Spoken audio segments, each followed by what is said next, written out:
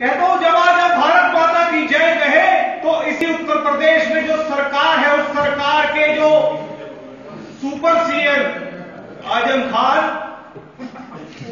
भारत माता को डायन कहते हैं। जब आप भारत माता की जय कहें तो उनके कानों में आपकी आवाज जानी चाहिए।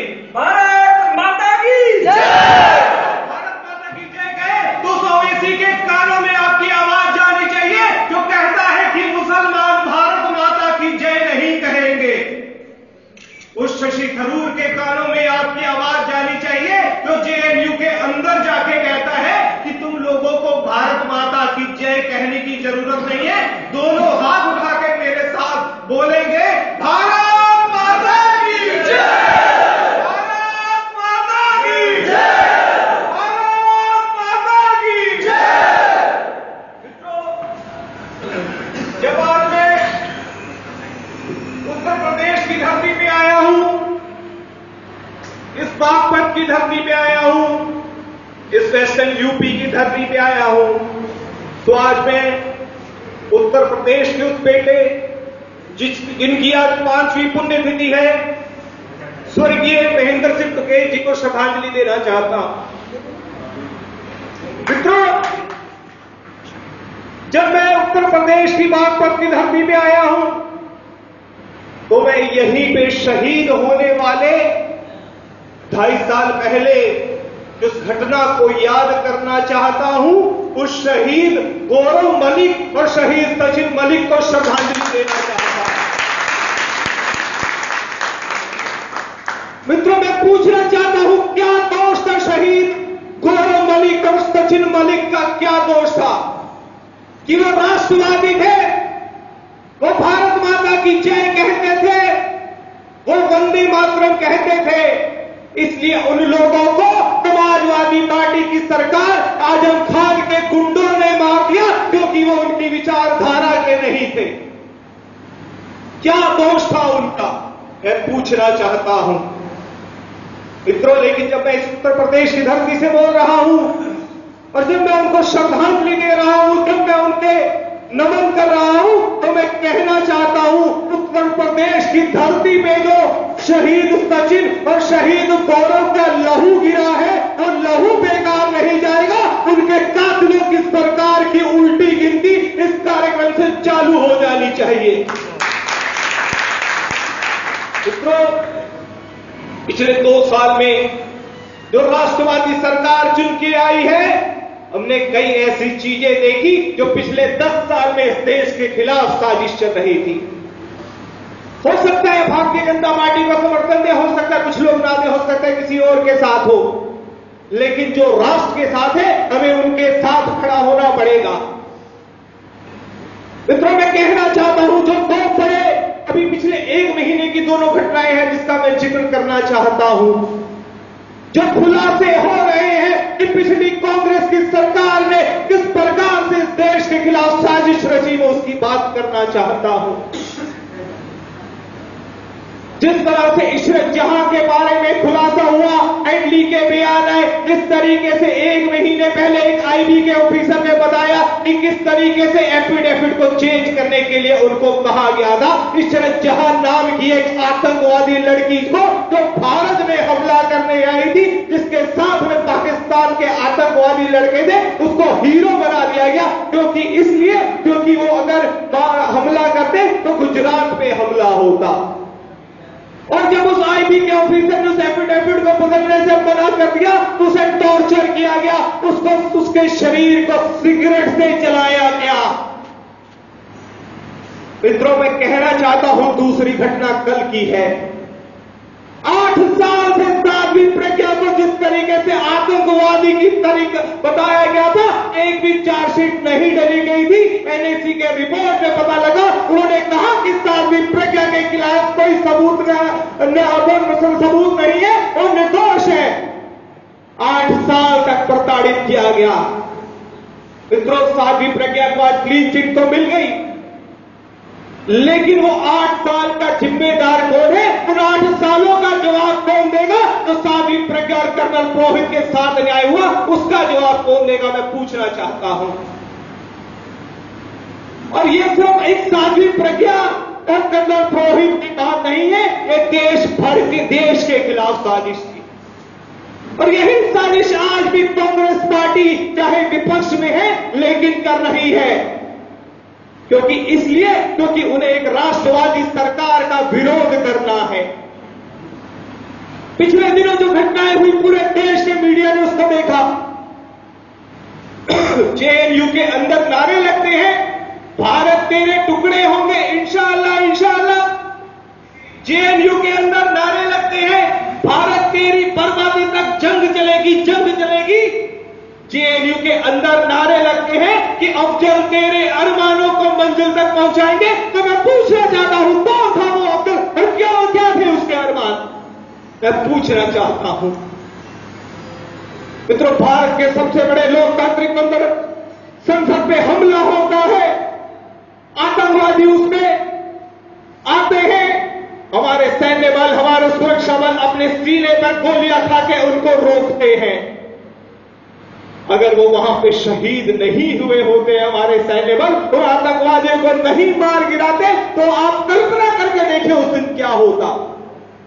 अगर वो आतंकवादी बंदूकों के साथ संसद के अंदर घुस गए होते तो सबसे अंदर जाते ही वो कहते कि देश की संसद जेलों में जितने भी आतंकवादी बंद हैं उन सभी आतंकवादियों को रिहा किया जाए। अब कल्पना करके देखिए, अगर वो आतंकवादी वहां घुस गए होते तो वो कहते कि कश्मीर भारत से अलग कर दो। अगर 200, 250, 500 सांसद अंदर होते तो वो उसी समय उनकी मांग मान लेते। आप कल्पना करके देखिए, जो पैसा मांगते, जो चीज मांगती, यहां की संसद को देना पड़ता,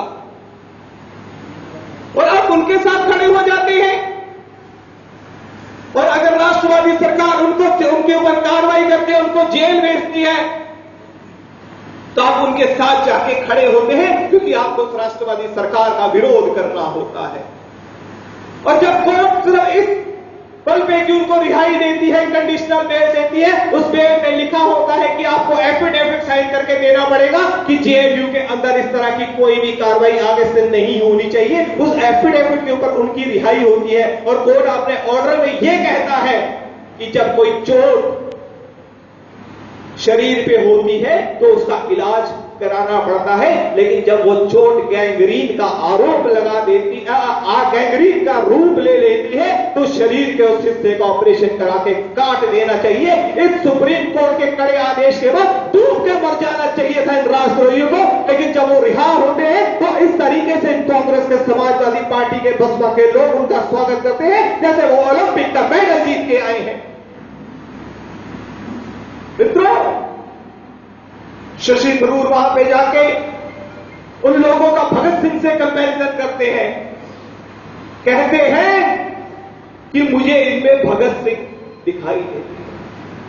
मैं पूछना चाहता हूं, क्या भगत सिंह ये कह सकते थे कि भारत तेरे टुकड़े होंगे इंशाअल्लाह इंशाअल्लाह? क्या भगत सिंह ये कह सकते थे कि भारत तेरी बर्बादी तक जंग चलेगी? क्या भगत सिंह ये कह सकते थे कि भारत की सेना रेप करती है?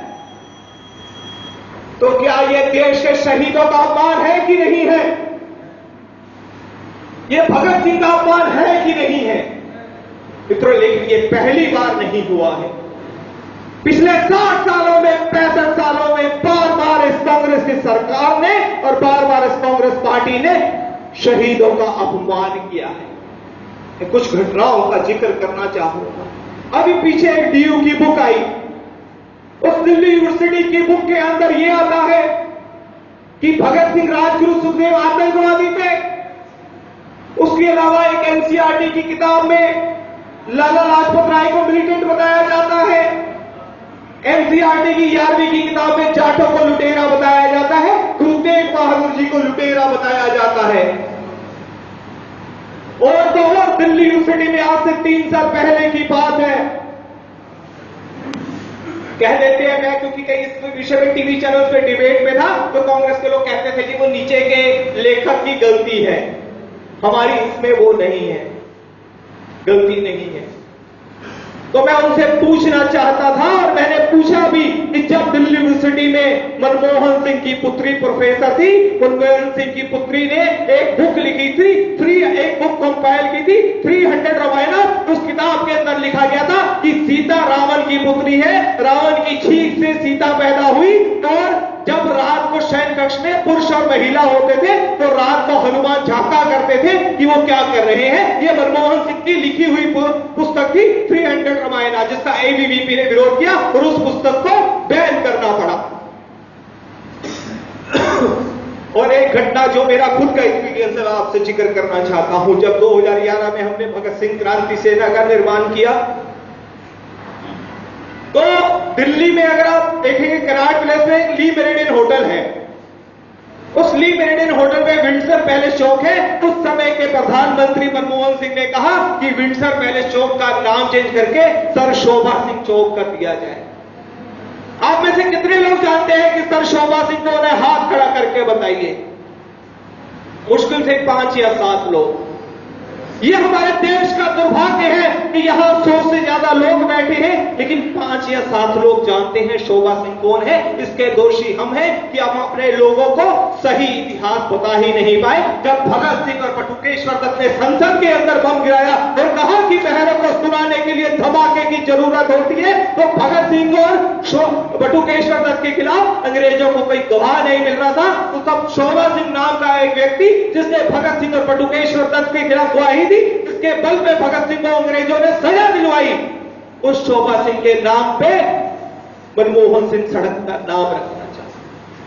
हमने उसका विरोध किया और उस सरकार को फैसला बदलने में मजबूर कर दिया।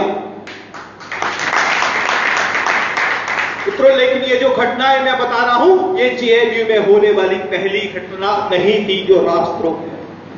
इससे पहले 2009-2010 में जब दांतेवाड़ा में 76 जवान शहीद होते हैं तो इसी जेएनयू में डीजे के ऊपर सेलिब्रेट किया जाता है उन मौतों को कम्युनिस्ट पार्टियों द्वारा। और उससे पहले 2002 की एक घटना का मैं जिक्र करना चाहता हूं कि इसी जेएनयू के अंदर एक मुशायरे का आयोजन किया गया। इसमें पाकिस्तान के भी कुछ शायर को बुलाया गया। जब वो मुशायरा अपनी चरम सीमा पे था तो पाकिस्तान के जो शायर आए थे उन्होंने भारतीय सेना की बुराई करनी चालू कर दी। तो वहां पे दो युवा वहां से निकल रहे थे, वो भारतीय सेना के थे जो अपनी छुट्टी में वहां गए हुए थे। उनको वो अच्छा नहीं लगा, वहां पे वो खड़े हो गए थे, उन्होंने उसका विरोध किया। उन दोनों युवाओं की वहां पे पिटाई की गई। जब उन्होंने अपना आई कार्ड दिखाया कि हम भारतीय सेना से हैं, उन्हें और पीटा गया। मजबूरी में उनको अपनी बंदूक से हवाई फायरिंग करनी पड़ी और उनकी जान बची। मैं बताना चाहता हूं ये जेएनयू में होने वाली पहली घटना नहीं है। हर साल हर महीने ऐसी घटना होती थी। पहली बार किसी राष्ट्रवादी सरकार ने इन नागों को कुचलने की हिम्मत दिखाई है। और इन लोगों में जो हिम्मत दिखाई है यही इंटॉलरेंस का कारण है, यही अवार्ड वापसी का कारण है। और पूरी दुनिया में जो भारत की छवि को खराब करने की कोशिश की जा रही है। मैं पूछना चाहता हूं कहां थे ये लोग जो अवार्ड वापस कर रहे हैं, जो इंटॉलरेंस चला रहे हैं? कहां थे ये लोग जब 84 में 10,000 सिखों को जलाया गया था? कहां थे ये लोग जब इमरजेंसी हुई थी? कहां थे ये लोग जब भागलपुर में मुसलमानों को चिदम्बरम होम मिनिस्टर ने मारा गया था? कहां थे ये लोग? लेकिन ये एक प्रायोजित तरीके से चल रहा है और इसमें भारत का मीडिया भी शामिल है।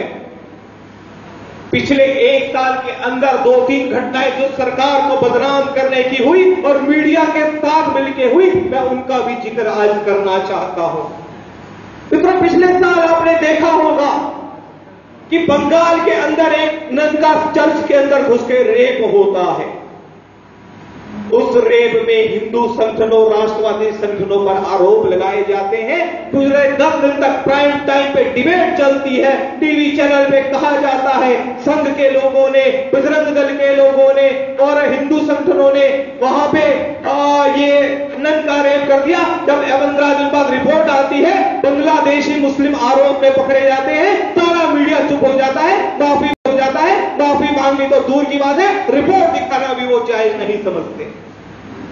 दूसरी घटना का मैं जिक्र करना चाहता हूं दिल्ली से सटे फरीदाबाद की, जहां घर के अंदर 2 दलित बच्चे जल के मर जाते हैं। सारा मीडिया कहता है इन्हें को बीजेपी की सरकार है और दलितों को जला दिया गया। भारतीय जनता पार्टी के संघ के लोग और हिंदू संगठनों पर आरोप लगाए जाते हैं। बाद में जब फॉरेंसिक रिपोर्ट आती है, उस रिपोर्ट के अंदर पता लगता है कि वो घर के अंदर से आग शॉर्ट सर्किट के आने लग गई। सारा मीडिया चुप हो जाता है। माफी मांगने को दूर एक मीडिया भी बयान नहीं देता कि ये आग अपने आप लगी। तीसरी घटना तब होती है जब दिल्ली का चुनाव होता है। दिल्ली के चुनाव से पहले अचानक ही देश भर के 5-7 चर्चों पर हमले होते हैं और कहा जाता है देखिए इस सरकार के अंदर चर्च सुरक्षित नहीं है।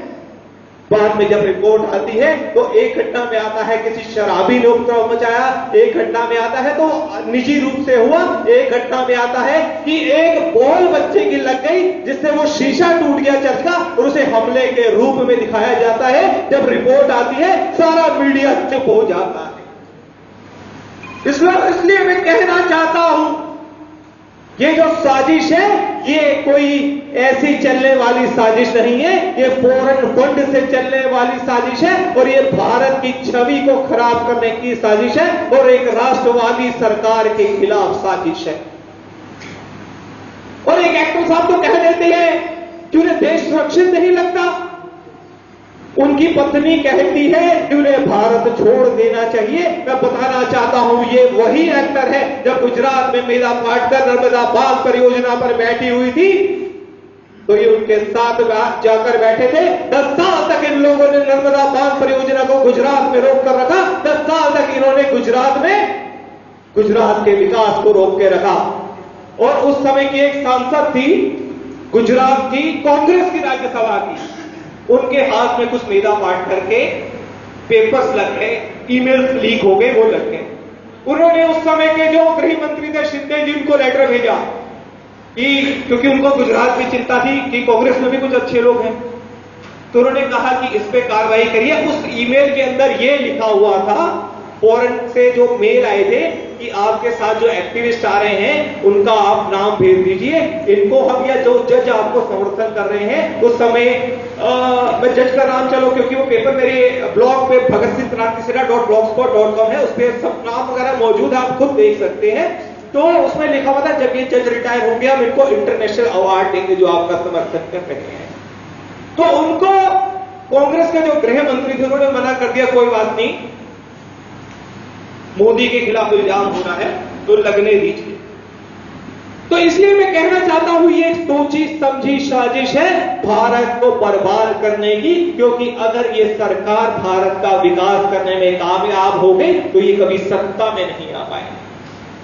और मित्रों आप देखिए ये जो जेएनयू के अंदर हुआ, जो जादवपुर के अंदर हुआ, जो NITU के अंदर हुआ, अचानक ये 3-4 महीने 6 महीने में हर कॉलेज में ऐसी घटनाएं क्यों होने लगी? पहले तो कभी नहीं होती थी कांग्रेस राज्य में। क्या राष्ट्रवादी लोग उस समय नहीं पढ़ते थे या देशद्रोही उस समय नहीं पढ़ते थे?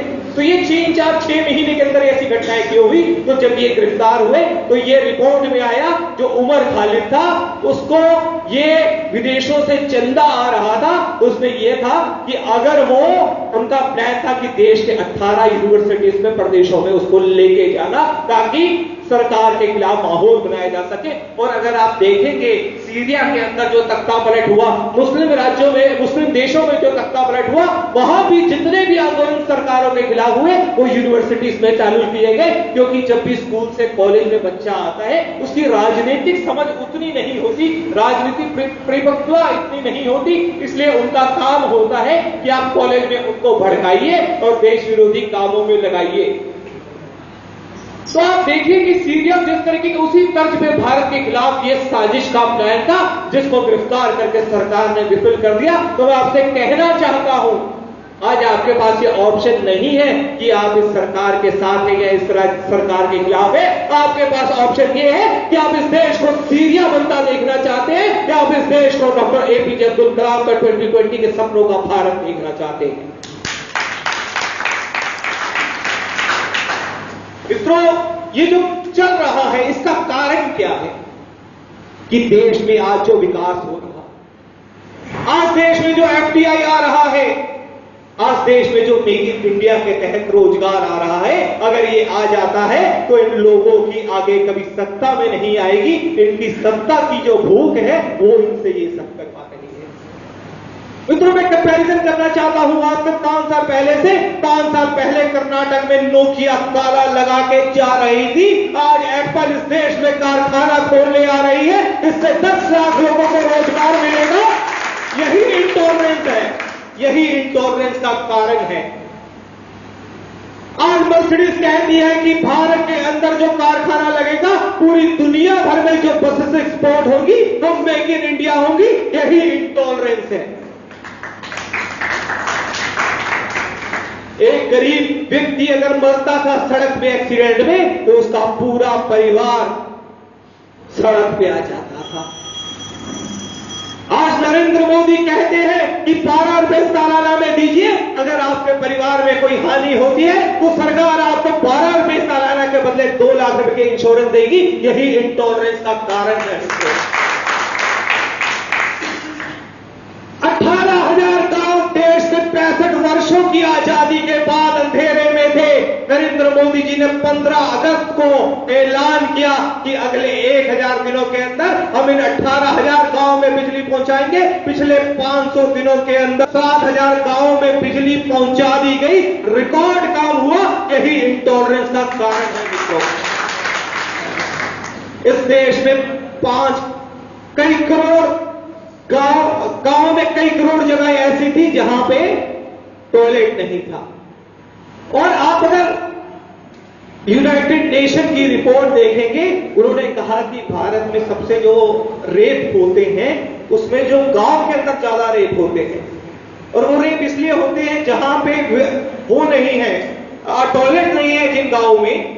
तो जब महिलाएं अंधेरा पड़ने के बाद वहां पे जाती हैं तो मौके का फायदा उठा के वहां पे उन महिलाओं का ज्यादातर रेप किया जाता है। तो ये सिर्फ जो टॉयलेट बन रहे हैं, ये सिर्फ एक छोटी बात नहीं है, ये वुमेन एम्पावरमेंट का, वुमेन सेफ्टी का भी एक कारण है। यही इन कांग्रेसियों के इंटॉलरेंस है।